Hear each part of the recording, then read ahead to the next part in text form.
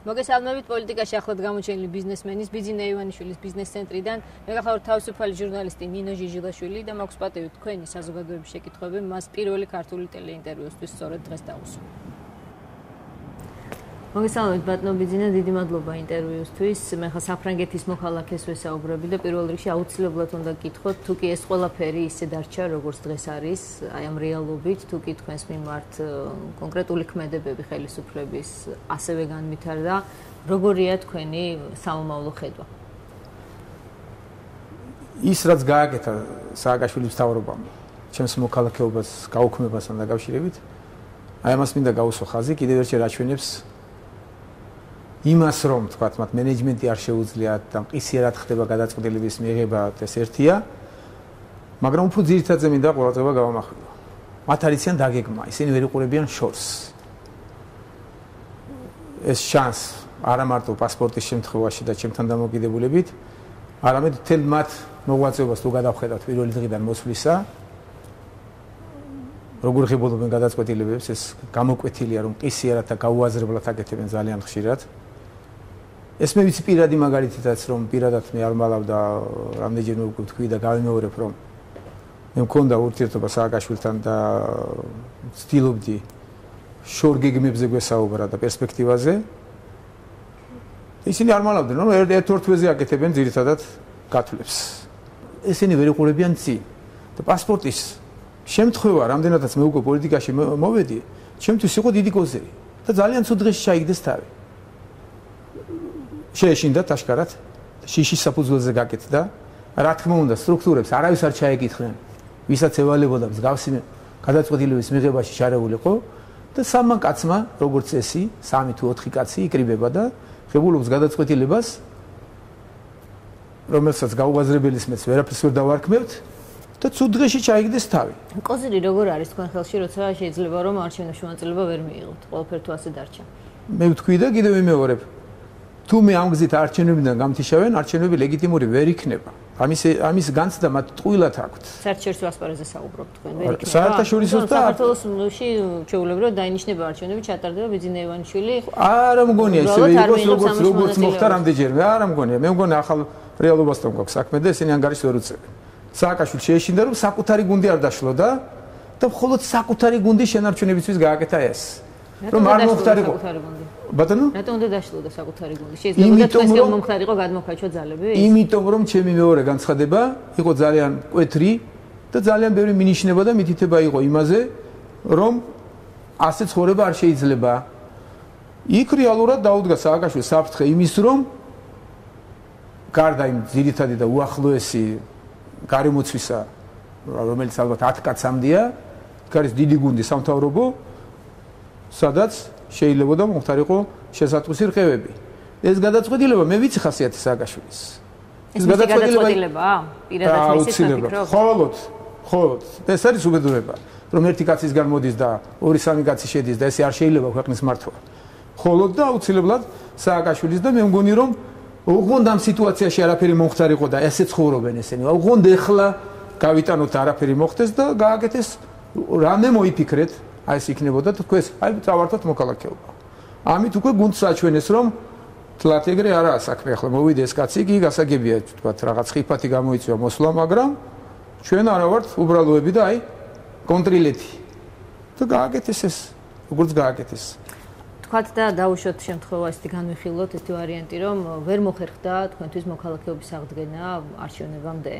თქვენ ხაზგასმით თქვით, რომ ქუჩის აქციებს არ მიმართავთ. ხაზგასმით თქვით, რომ რევოლუციური ცვლილების მომხრე არ იქნებით, თუმცა მაინც ახსენეთ კადაფისაცია. ეს ძალიან გარკვეული გზავნილი იყო, ერთ-ერთ ინტერვიუში თქვენ თქვით. მაინც ხომ არ ფიქრობთ, თუმცა ეს დღეს კადაფისაციის ხსენება ძალიან რთულ სურათს უხატავს საზოგადოებას, იმიტომ რომ ყველა მიცის, რაც დაემართა ამ ლიდერს, ამ ერთ კონკრეტულ ლიდერს. მაინც ხომ არ ფიქრობთ, რომ შეიძლება სიტუაცია გართულდეს და თქვენ ამ განცხადებაში, რომ ქუჩის აქციებს არავითარ შემთხვევაში არ მიმართავთ, შეიძლება იყოს კორექტივები. რა თქმა უნდა, მე ვადასტურებ, რაც მithქვამს და ვიმეორებ, რომ ასეთი უკიდურესობა არ უნდა დაუშვათ და მე ყველაფერს გავაკეთებ ამისთვის, მაგრამ მე მისე მინდა განვავრცო თემა.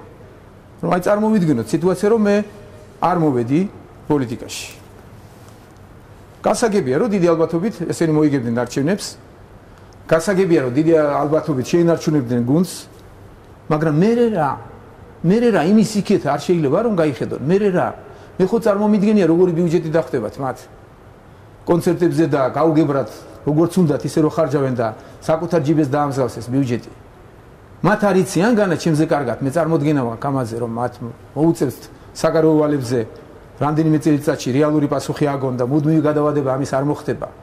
განა არ იციან ეს ყველაფერი, მაგრამ ვერ გეგმავენ. ოღონდ ეხლა, ოღონდ ეს დღე, ოღონდ ეს სიტუაცია, აი ეგ დგანან ესენი. მე რა, თქვათ არ მოვედი მე, მოიგეს არჩევნები. მე რა შვებიან, რას ფიქრობენ რა? მუდმივ ტერორში ეყოლებათ ქართველები. კიდევ უფრო გაღარიბებაზე წაიყვანენ? კიდევ იქეთ გადაღუნავენ იმ ხარეს, სადაც ესენი მიდიან? ეს ხო გასაგებია რომ ოდესღაც ეს ზაფი გაწყდება და მოხდება კატასტროფა. კატასტროფაში მოყვებიან პირველ რიგში სააკაშვილი და მისი ახლო გარემოცვა. სააკაშვილი მომავალში ვერ შეძლებს შორი გარემოცვის დაკმაყოფილებასაც კი ასეთი მეთოდებით და ასეთი ბიუჯეტით. ყველა გარბი საქარავინ არ შემოვა, არავინ ფულს არ შემოიტანს ასეთ სიტუაციაში. ყველამ ყველაფერი კარგად იცის.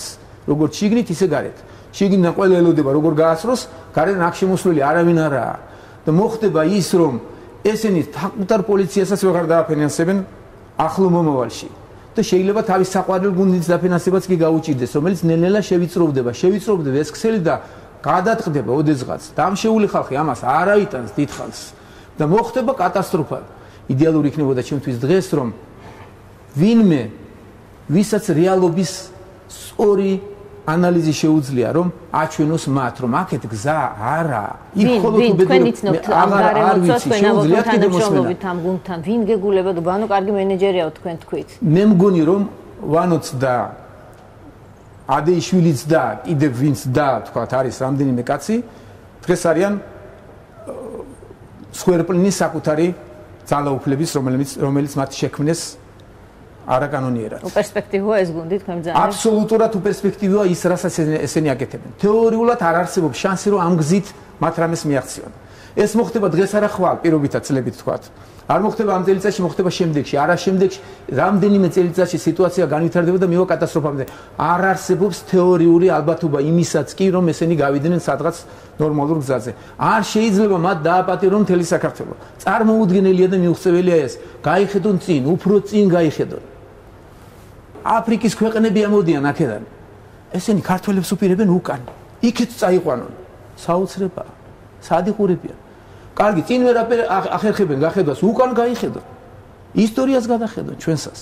ვის 30 საუკუნიანი გენს, რომელიც 30 საუკუნიან კულტურას, რომელიც არ გაწყვეტილა, იშვიათია ესეთი ერები დღეს სოფლიოში, რომ 30 საუკუნე ერთი და იგივე გენი მოდიოდეს უწყვეტად. ძალიან ცოტა. ვის უპირებენ ესენი? ეს ხომ წარმოუდგენელია. საინტერესო იქნებოდა რომ თეორიულად მე არ ვიცი ვინ იქნება ეს, სად ნახოთ ეს კაცი. ჩემთვის იდეალური იქნებოდა ახლა რომ ვიცოდე ვიღაც ავტორიტეტი, ვისაც ესენი მოусმენენ, ან და ჩემთან გამოგზავნონ, ვინ არის მაგათი იდეოლოგი. შევხვდები ნებისმიერს და ძალიან მარტივად დაუსაბუთებ, რომ რა თქმა უნდა ძირითადად გამსაზღვრელი ჩემი ქვეყანაა. ჩვენი ქვეყანაა გამსაზღვრელი, რომ ესენი ქვეყანას მიიყვანენ კატასტროფამდე. ავტორიტეტი ვინ არის თქვენ ახსენეთ მათთვის საინტერესო ვიცოდეთ როგორ ფიქრობთ თქვენ საერთაშორისო ასპარეზზე მოიპოვება თუ არა ასეთი ავტორიტეტი თქვენ ელჩებში შეხვდით თქვენი გამოჩენა პოლიტიკურ ასპარეზზე მოულოდნელი იყო ხელისუფლებისთვის თუმცა მაინტერესებს ისიც მოულოდნელი იყო ასევე საერთაშორისო საზოგადოებისთვის თუ არა ამზადებდით თქვენ ამისთვის ნიადაგს თუ ეს გამოჩენა ასეთივე სიურპრიზი იყო რა თქმა უნდა არ ამზადებდი და მოუზადებელი მოვედი და გარკვეულწილად თქვათ ვერ ვახერხებ მობილიზებას, ვერ ვახერხებ გუნდის შექმნას, ეს ყოველდღიური რეაგირებები, თქვათ, მათ გაუაზრებელ ქმედებებზე და კიდევ ბევრი რამ გარკვეულ პრობლემებს მიქმნის და მიგვიანდება, თქვათ, რაღაც ეტაპების სწრაფი ორგანიზება, მაგრამ მოახერხებ ამას მე დროში. და არც თუ ისე ცუდად რეაგირებ, თქვათ, მათ ბევრ გაუაზრებელ ქმედებებზე. ავტორიტეტი მათთვის საერთაშორისო ასპარეზზე ალბათ პიროვნულად მე არ ვიცი, მაგრამ მე ისევ ამერიკა მიმაჩნია და ისევ დემოკრატიული ევროპა. ალბათ იცით და ნახეთ ამერიკის ელჩის ბატონი ბასის რეაქცია. მოგეწონათ. რა თქმა უნდა, მომეწონა და ველოდი კიდეც. ის მომეწონა, რომ აბსოლუტურად ობიექტურად და რეალურად შეაფასა განსხვავებით სააკაშვილის მთავრობისგან პოზიცია და შესატყვისი აქცენტებიც გააკეთა. ხარდაჭერა იგრძენით? ხარდაჭერას არ დავარქმევდი მე ამას, მე უფრო ვიტყოდი რომ ძალიან დიპლომატიურად და ძალიან ძაფრად გააკეთა სწორი აქცენტები.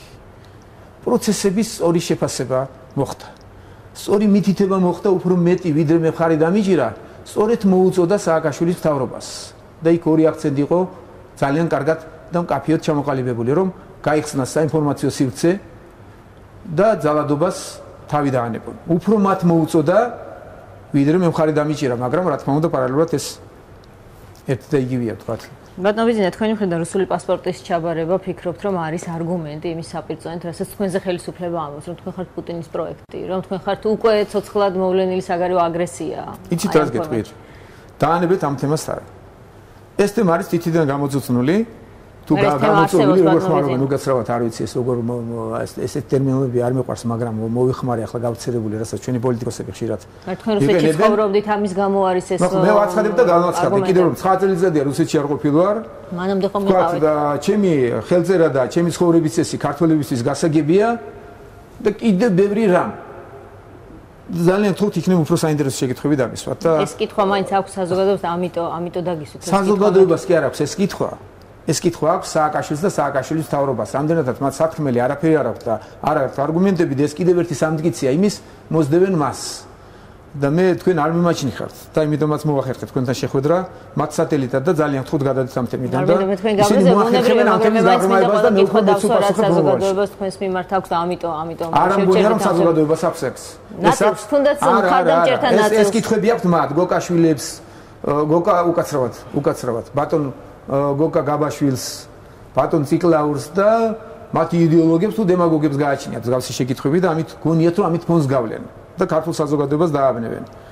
ამიტომ მათაცადეთ ძალიან გთხოვთ, მე არ მიმაჩნი ხარ თქვენ მათ სატელიტად და იქნებ უფრო გონიული კითხვები უკაცრავად. დიდი მადლობა, ეს თუ ესეა ძალიან კარგი, თუმცა მე არ ვიცი ხა ამ თემაზე ცოტა გამიბრაზდებით თუ არ გამიბრაზდებით, მინდა ქველმოქმედებაზე გადავიდეთ ცოტა. მე გაბრაზებული ვარ მათზე და თქვენზე ოდნავ ემოციები ვერ შევიყავი და უკაცრავად. ქველმოქმედებად გაბრაზებთ თქვენ ამ საკითხის ხსენება, თუმცა მე ვეცადე რომ ძალიან დახურული გაქვთ ეს თემა, ვეცადე გამერკვია თქვენი ქველმოქმედების დასაწყისი სად იყო საქართველოში, როდის დაიწყეთ ეს თემები, როდის გახსენით.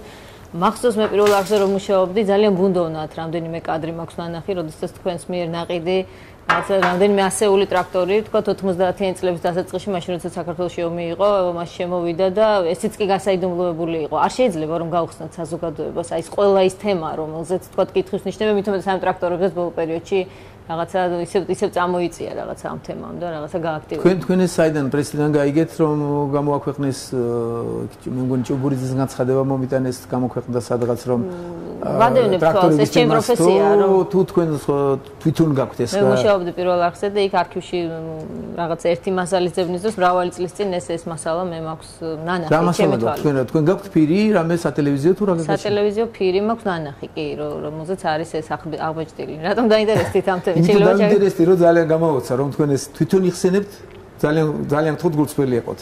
კადრები გაქვთ თუ არ გაქვთ კადრები მაინტერესებს. მოდით ეს თემა გადავდოთ. უკაცრავად ეს ჩაგეძიეთ. მე იმიტომ მაინტერესებს რომ მე თვითონ ეს კადრები ნანახი არ მაქვს ამ განცხადებიდან თქვა ეს კადრები არსებობს, შემიძლია დაგარწმუნოთ ეს კადრები არსებობს. პირველი არხის არქივში ოდესღაც იყო და სავარაუდოდ ახლაც არის. თქვენ გაქვთ ეს კადრები თუ არ გაქვთ? პირველი არხიდან ვერაფერს ვერ აიღებ თქვენ დღეს. მე მეგულება ადგილი სადაც ეს კადრები არის. კი, ეს ესეთი მნიშვნელოვანი სტრატეგიული მნიშვნელობის კადრებია, თქვენ ფიქრობთ? ძალიან ეს სტაჟიერი პოლიტიკოსივით პასუხობთ და ვერ გავიგე, მაგრამ კარგით გავაგზავნოთ თემა. თქვენთან ინტერვიუა ეს და ისედაც თუ კი ეს ინტერვიუ იქნება გულწრფელი, მოდი გავცვალოთ ამ გასეტაში, კი ბატონო. ჟურნალისტის როლი აღიღე და მოდის მოგიხდით რომ ეს ჩაგიკითხეთ. არა, მაინტერესებს, მოდი დავბრუნოთ თემას, ქველმოქმედება. ცოტა ნაწყენი ვარ, გაღიზენებული არა ვარ, თქვა და ეს მე არ ვაბრალებ ამას ჟურნალისტებს და არ არის ეს ჟურნალისტების ბრალეულობა, თუმცა ჟურნალისტებისგანაც უფრო მეტი რატო ხართ ნაწყენი ჟურნალისტებს ბატონ ბიზნე თქვენ არსად არ ჩდებოდით თქვენ არ გინდათ ამ თემის გახსნა არ ჩდებოდი მაგრამ ჩდებოდნენ თუნდაც ეს ტრაქტორები რომელიც თქვენ გაიხსენეთ და ნახეთ და არავის არ გახსენებია და ეს იყო დაახლოებით 20 წლის წინათ და მე ვამაყობ ამით თქვა არ ვამბობ და თქვენ მაშინ რუსეთში მოღვაწეობდით რუსეთიდან რუსეთში მოღვაწეობდი და ამ დუნია არ მიყვარს ჩემ საქმეებზე საუბარი, მაგრამ ძალიან საინტერესოა რომ ამ პროცესს პირადად მე ხელმძღვანელობდი და მაშინ სტრუქტურა ისეთი არ მყავდა და მეტი საქართველოში და განსაკუთრებით გულწრფელი ვიყავი მაშინ მე არ მქონდა მაშინ მილიონიც კი და გარწმუნებთ რომ ჩემი ქონების 90% მინიმუმ რაც მქონდა ფული რაც შეიძლებოდა ბიზნესიდან ამომეღო აი გამალებით ხელმძღვანელობდი ამ პროცესს და 450 ტრაქტორი თუ ნახეთ და იცით ეს კადრები იქ ნახავდით მე ამაზე ბევრი არ ვისაუბრო რა შეგიძლიათ მითხრათ ციფრი დაახლოებით რამდენი გაქვს დახარჯული სახელმოქმედებაზე ქველმოქმედებაზე საერთოდ სამთავრობო ქველმოქმედებაზე არ გეკითხებით როგორც ჩანს ფინანსურად თქვენი ქველმოქმედება ხო ვერობითად შეიძლება ბიუჯეტის თემასაც თუ შეიყვანთ შეგინდა გვეტყვით ხელისუფლება რა დაგიჯდათ ხელისუფლების შენახვა რომელზეც თქვენ ებავთ რომ ეხმარებოთ ეს კარგი იქნება აუდიტორიას გარწმუნებთ ეს კითხვა აინტერესებს იცით რა მიუხედავად იმისა რომ მე თქვენზე კარგი განწყობა მაქვს და მაინც მინდა რომ საყვედური გითხრათ თქვენს და სხვა ჟურნალისტებსაც და სხვა პოლიტიკოსებსაც ან სხვას ვინც გნებავთ რომ საზოგადოების წევრებს რომ ჭორობის დონეზე აქვს ეს სულაყვანილი ჩემი დამოკიდებულება ქველმოქმედების სადმი მე ვაჩვენე რომ თუ აკეთებ ამაზე სყელში არ უნდა მოუყვანო ხალხს და პირადად არ უნდა ილაპარაკო ამაზე რაც შეიძლება ბევრი მაგრამ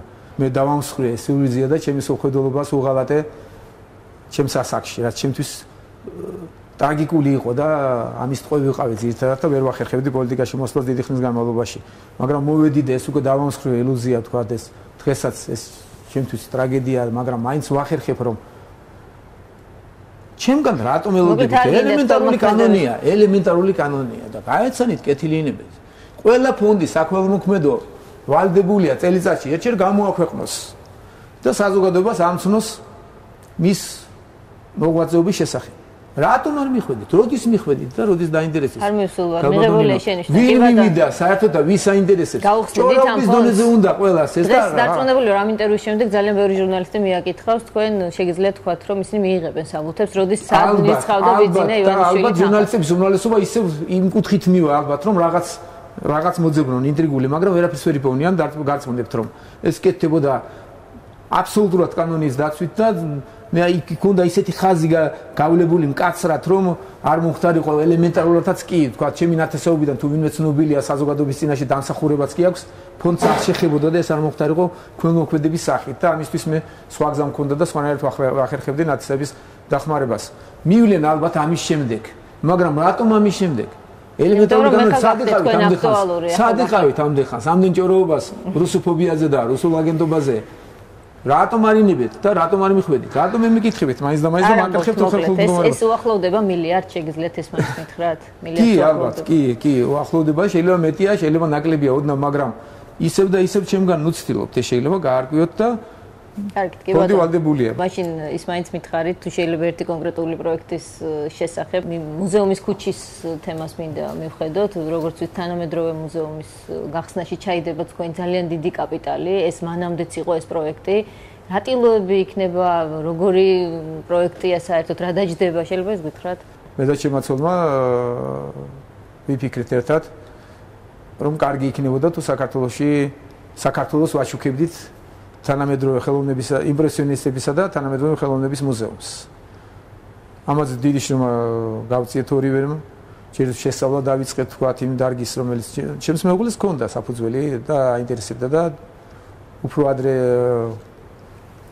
ინტერესი ჰქონდა და სწავლობდა. მეც საკმაოდ ბევრი დრო დავკარგე, რომ შეცდომები არ დამეშვა, მაგრამ შეცდომა იყო ძირშივე, როდესაც გადაწყვეტილება მივიღეთ, რომ საქართველოში ახლა იმპრესიონისტებსაც შეეხება თქვათ, როცა არსებობს პარიზი, ნიუ-იორკი, ეს უდიდესი მუზეუმები, თქვათ, რომ კარგი მუზეუმი რომ იყოს, თქვათ, და იმპრესიონისტებისთვის ვინმე საქართველოში, თქვათ, დამატებითი მიმზიდველობა გამოიწვიოს ტურისტების, ალბათ მინიმუმ 10 მილიარდი დოლარი მაინც უნდა ჩაიდოს და ეს ამის შესაძლებლობა მე არ მაქვს. გავაკეთე კორექტირება ამ პროექტის და გადავწყვიტე რომ უფრო თანამედროვეზე გავჩერდეთ.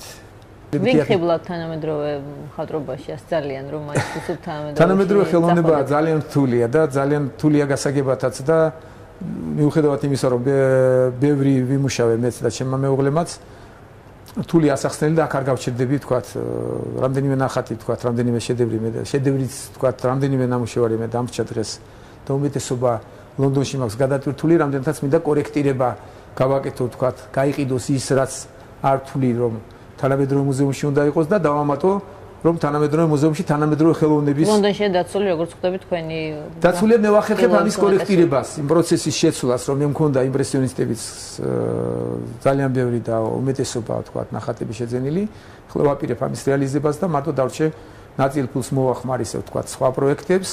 იქიდან და კონტემპორარი, თქვათ, კიდევ განსხვავდება თანამედროვე უკაცრავად ინგლისური სიტყვა ვიხმარე, მაგრამ თანამედროვე ხელოვნება არის ძალიან სრულად გასაგებად ჩემთვისაც, თუმცა მე ახლა გავერკვი და ამ თემაზე რომ დავიწყო, ორი სიტყვით ვერ მოგახსენებთ. რამდენიმე ნამუშევარი დამრჩა თუ გნებავთ კიდევ გაჩვენებთ. გაჩვენებთ? შეიძლება ვნახოთ. დანარჩენს გადაგვაღებინებთ. კი ბატონო, კი არა, ორი თუ სამი დარჩა, ბევრი არ დარჩა ახლა სახლში, მაგრამ მაინც მინდა რახან მითხარით იქნება გთხოვოთ თუ რა თქმა უნდა ეს დამოუკიდებლად თუ ხერხულობას არ შექმნის იქნება გადაგვაღებინებთ ეს თქვენი დამატებითი მასალა ეხლა ვიგნება? კი შეიძლება მადლობა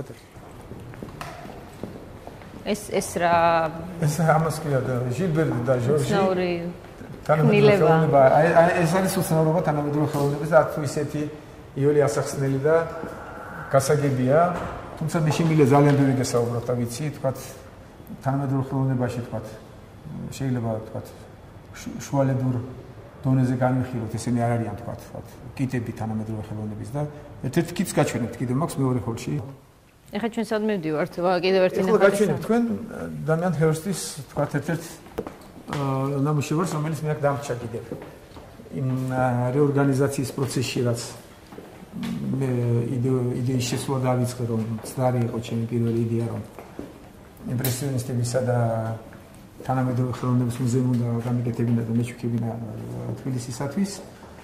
ეს იდეას შევცვალე, ეხლა ვაკეთებ სხვანაირ კომპონირებას. და ერთ-ერთი ნამუშევარი. სხვათა შორის პატარაც დამიან ჰერსტია იგივე, ერთი და იგივე ავტორისაა ეს და მე მგონი ეს როლი საინტერესოდ გავაწყდა და აღარ მომინდა თქვათ ამის ჩანაცვლება და ეს გადავა მე მუზეუმში, როდესაც მუზეუმი იქნება, ეს თქვენია ბუნებრივია, მაგრამ აპირებენ ან უფრო საინტერესო გადავა, არ გამოვრიცხავ, რომ თქვა 2-3 ნახატი დავტოვო ბიზნეს ცენტრში, არ გამოვრიცხავ, ჩემი აზრით ეს ამ ადგილს უხდება და შეიძლება დარჩე, შეიძლება გადავიდეს, მაგრამ უფრო საინტერესო შეიძლება და უფრო ძვირადღირებული ესე ვთქვა. დამიან ჰერსტი აუცილებლად იქნება მუზეუმში ერთ-ერთი თანამედროვე ხელოვანი. ხო, ეს გახლავს დამიან ეს ანიშკა პოვის ერთ-ერთი ნამუშევარი, რომელიც საკმაოდ ცნობილია ისევ თანამედროვე ხელოვნებაში და თუ გნებავთ, ოდესაც მიმდინარეობაზე მე შემიძლია მათ ვისაუბროთ. ესეც გახლავთ დამიან ჰერსტი ერთ-ერთი ნამუშევარი, დამიან ჰერსტის ერთ-ერთი ნამუშევარი, რომელიც უბრალოდ ძალიან მძიმე კედელი იყო და კარგად შეურჩია და ალბათ ეს ბიზნეს ცენტრში დარჩება და ბიზნეს ცენტრის საკუთრება იქნება. როი ლიხტენშტეინი ძალიან საინტერესო თანამედროვე ხელოვნების წარმომადგენელია ერთ-ერთი და ძალიან საინტერესოა, ვთქვათ, ეს მოცულობისთვის ისე ვთქვათ, მე ვახერხებდი რომ სწორედ შემირჩია ამას თქვენ პირადად არჩევთ ხოლმე მეუღლესთან ერთად ადგილებს თუ პროფესიონალებს მივართ? ეკა მეხმარა, არა, რა თქმა უნდა ჩვენ შევარჩიეთ თვითონებს მე და ეკამ. ძალიან დიდი კედლები იყო თქვა და ძალიან ისეთ მძიმე ფონს ქმნიდა და მე მგონი რომ ძალიან კმაყოფილი ვარ მე რომ კარგად შევარჩიე. საშუალო ეს ბრუნავს ეს ჩემი რაც დავამატეთ აკამაცოს ცნობილი არქიტექტორი ეს სფერო მე დავატრიალე და ზემოთ აგიყვანთ ხო გაჩვენეთ. ეს ბრუნავს ეს არა. აი სფერო აქ არის მოცულობაში მოცულობა. ამ შენობამ თქვა რომელიც კრიტიკაც მოახერხეს თავის დროზე ჩვენმა ჟურნალისტებმა თუ ხელმისაწვდომეებმა რომ რაღაც არ მახსოვს ამ მსგავსებდნენ რომ ტაშტები თუ ვედროები წამოგვახურა თავზე თელ თბილისს პირველი ადგილი აიღო მსოფლიოში ერთ-ერთი პირველი ადგილი აიღო ლამაზი არქიტექტურის. ბანოვიძე სამება არის თქვენთვის ყველაზე ძვირფასი პროექტი რომელსაც შეუწყეთ ხელი? არა ესე არ მიმაჩნია. ყველაზე უფრო ძვირფასი პროექტებია ის ძველი ძეგლები და მე მაგას არ ჩამოვთვლი რომლის რესტავრაციასა და შენახვასა და შენარჩუნებაში მე მივიღე მონაწილეობა. მე ასე მგონია. ერთ-ერთი საინტერესო ეს თქვენ წმენას უკავშირდება თუ არა? მე ვარ ქრისტიანი. აუცილებლად ეს ჩემი კულტურაა და ყველა რაღაც კითხვებს მისვამენ იქ რომ მომავალი ცხოვრების თუ სიკვდილის გაგრძელების არ ჯერა, ესე იგი ქრისტიანი არაა და ისე იდეოლოგები იდეოლოგებია ჩვენი მთავრობის დღეს რომ ძალიან ვითომც და თვითონ დიდი მორწმუნეები არიან თავისი ქცევით ყველა ჩემი ყოფითა და ქცევით მე თუ ვინმეა ქრისტიანი, მე აუცილებლად ქრისტიანი ვარ და უდიდესი პატივისცემელი ვარ ჩვენი კულტურის და გინდადაც არა მარტო კულტურის, წმენის ჩვენი წმენის ამ წმენამ გადაარჩინა საქართველოს და უდიდესი როლი ითამაშა ჩვენს ისტორიაში. ყველა ჩემი შვილი განათლულია თავის დროზე და ყველა პროცედურას ვიცავ, ჩემი მეუღლე და ჩემი მშობლები ყველანია თქვა, ჩემზე უფრო მორწმუნეები არიან, რასაც წმენა ქვია თქვა და მეც ვერანი ვერ დამარხოს ათეის ჩემი ქცევით და სანთლების დანთებას და ეს პროცესი აუცილებლად ამაში ყველაფერს მონაწილეობას ვებულობ. თუ გნებავ თქვა, ახლა საჭიროა ჯვარსაც მუდმივად ვატარებ. თუ ნუ რა ვიცი კიდე, მაგრამ ეჭვი მაქვს ის რაც თქვი პირველსავე ინტერვიუში და ეხლა არ ვამბობ უარს. მე მინდა მიმართო თბილისელებსა და მთლიან საქართველოს მოსახლეობას. რომ გაგებით მოეკიდონ ყველა ჩემს ნაბიჯს. ნუ ელოდებიან ყოველდღიურად რომ რაღაც საოცრებულს მოვახდენ. ნუ შეეცდებიან გაიდეალიზებას ჩემი პიროვნების, მე ჩვეულებრივი პიროვნება ვარ და მაქსიმალურად ვცდილობ რომ გავაკეთო ყველაფერი სწორად. სიჩქარე თავისთავად და ეს პროცესები სიჩქარეს მოითხოვს, მაგრამ ზედმეტი აჩქარება და დიდი შეცდომა შეიძლება გამოუსურვებელი იყოს. ეს უნდა გაიგონ. ვიჩქაროთ ნელა, ესეთი გამონათქვამია. ზედმეტს ნუ ამაჩქარებენ. შეცდომები მაინც მექნება, მაგრამ მე მგონი რომ დავსავარიდებ და მოვახერხებ რომ რამე დიდი შეცდომა გამოუსწორებელი მსგავსი არ დაუშვა და დარწმუნებული ვარ რომ ეს არ მოხდება. ყველაფერი კარგად იქნება.